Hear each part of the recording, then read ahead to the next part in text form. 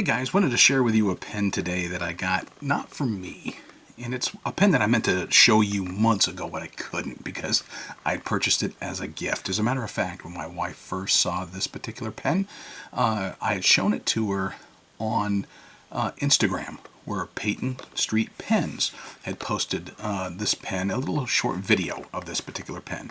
And matter of fact, I'll put that video up here so you can see what she saw. And my wife was like, ooh, over it. So I decided I'll go ahead and get it because, you know, Mother's Day had just happened and her birthday is right around the same time. So I went ahead and got this particular pen. So Terry over at Peyton Street Pens has been branching out into actually producing her own pens besides just selling pens and restoring pens. So I wanted to pull this one out. This is one of her prototype pens. And when I saw it, I thought it was a very attractive pen. And knowing that my wife's favorite color is purple, mine is as well, I decided that this might be a very good investment and gift for her. So I went ahead and purchased it. So, you know, it's a good long pen, and I'll throw up some dimensions here in just a little bit for you so you get an idea. Now, Terry is always having some prototype pens that she's been playing with and producing. And understandably so, it turns around and sells them on her website. So I went ahead and picked this one up after seeing it and seeing my wife's reaction to it. On this particular one, it is a nice cigar shape tapered down here at the barrel. I know that she works a lot with Alumilite, and as I recall, that was what this one was called. Essentially, it's kind of an acrylic, but you know, a lot of purple swirl mixed in and a little bit of green in there as well. So it's a screw top. Not a whole lot of turns on that screw top right there. You pull it off and you've got a nice little inner cap that goes into this particular pen, and there is no roll stop or clip on this particular pen. It is a cartridge converter pen, and by the looks of it, you can probably also eyedropper it as well. So you screw that off, and it did come with a converter. Now, it's not the highest quality converter in the world, and I'll explain to you what I went through with it. So when I first got this particular pen, I went to go ink it up, and it actually gave me some trouble drawing up ink. So I kept trying to draw it up, and nothing would come. So I said, well, that's a problem. So I went ahead and said, well, maybe it's a converter. So I got a new Schmidt type converter. Matter of fact, I think it may even have been Schmidt branded converter, and went to go replace it with this one.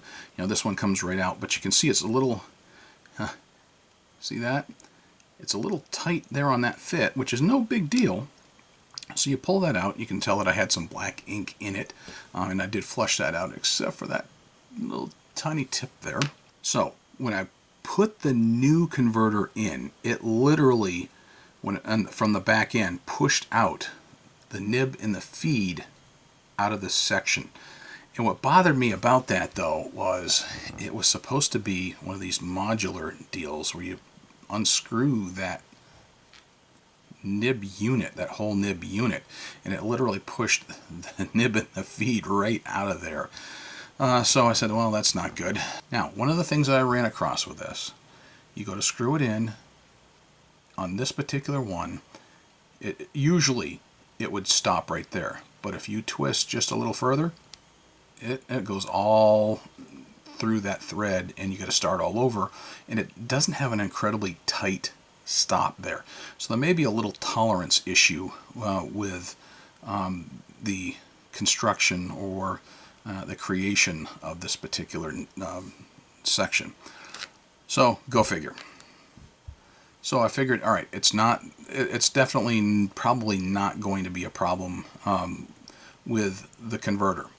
I tried sucking up ink with the new converter, and it didn't work either. So what I ended up having to do is, all right, let's go back to the original converter. I had to dip the converter in ink, suck it up, and put it in, which was not what I was expecting to do. And when you go to put that back in, you got to hold tight so that this doesn't, you know, be pushed back out. So there you go. I mean, beautiful pen. It's got like a nice little standard silver tone medium Yovo nib. And So let me see if I can ink this baby up and see if I can write with it and give you a writing sample with it. So for business purposes, my wife, with her job, wanted to use black ink this time around. So I got some Noodler's Bad Black Moccasin, which some people don't like Noodler's ink. I've got no problem with Noodler's ink whatsoever. Yeah, some are harder to clean than others, but let's go ahead and dip her in, and let's see if we can get a good fill on this baby this time around. Because it has been through, there we go. It's been primed already where it had ink in it previously. So I'm going to tilt it this way so you can see maybe. I don't know if you can see that or not. But I am actually getting an ink draw this time around, which is much better than it was the first time around because I really had ink everywhere. Hey guys, just a real quick update since the original recording that I made of this a while ago. We continue to have a few problems with this particular pen, and where the problem lied was we kept getting ink that was leaking through here. So you would get it on your hands constantly when you went to go use the pen. And so what I had done was I figured there was probably some loose tolerance. When I showed you earlier when I put in that nib unit that it would go so far, and usually where it would stop, it kept turning. Well, I went ahead and I put in silicone grease.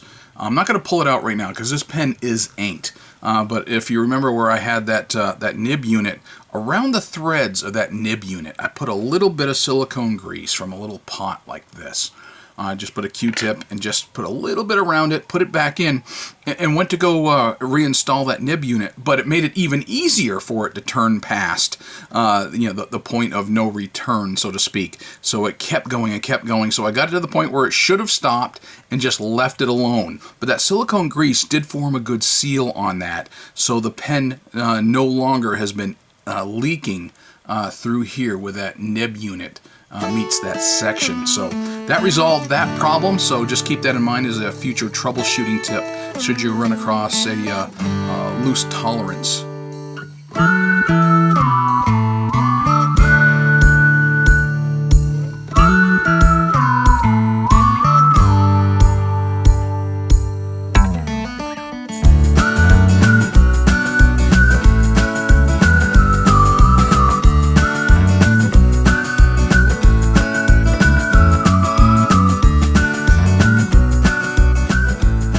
So I already got my notepad pre-smudged here. So let's try the Peyton Street pens. So the Peyton Street pens, and this is our prototype.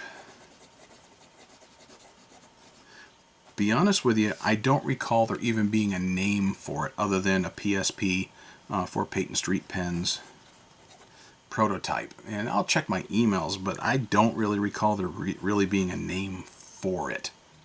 Alright, so I just checked my email. Now here's literally all it said was PSPW prototype fountain pen purple and green, and then all it says is wisps. I'm assuming purple and green wisps that are in it, which would make sense. There you go. And it was Illumilite with a number 6 Yovo nib. So it writes very well.